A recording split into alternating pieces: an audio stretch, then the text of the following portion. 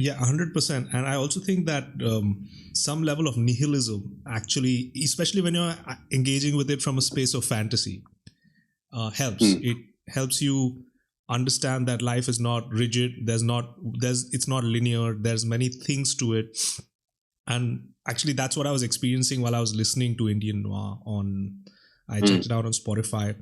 And as I was listening to it, I realized like some of these themes they're definitely dark. And, the soundtrack and the voiceover definitely helps me get into that space. And then I was like, yes, it reminded me of a conversation I had with one of the people that I knew.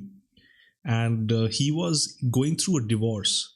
And he was in a pretty dark phase in his life. And he was telling me more about the nihilistic books that he was reading, mostly about the lack of purpose that there is in life.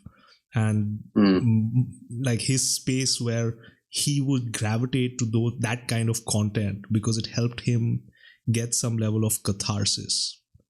And I was just wondering what your thoughts on that were. Like, do you think that people do get some sort of release when they're going through these genres? It's not just like sex and porn. Yeah, catharsis is, I think one of the key purposes of consuming art. The relief that you get from engaging in a fictional construct that helps you then process emotions, feelings, things that are happening to you. And I'm not surprised that your friend in this instance has turned to nihilism as a philosophy to help deal with what he was going through. I think it's just as I said before, if you accept that you are in a world devoid of meaning or purpose, then you are free of the artificial constructs that society and religion and the productivity brigade and the things you've learned in textbooks all put on you. Instead, you are free to craft a meaning and purpose for yourself.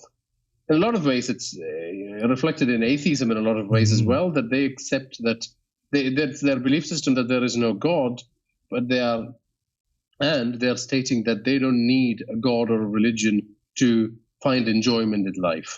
And I think nihilistic works of art provide that same sort of comfort. Also draws you in to this point in time where you have an honest look at yourself and the people around you and the world around you. And through that, start seeing things in a more robust and with a lot of clarity.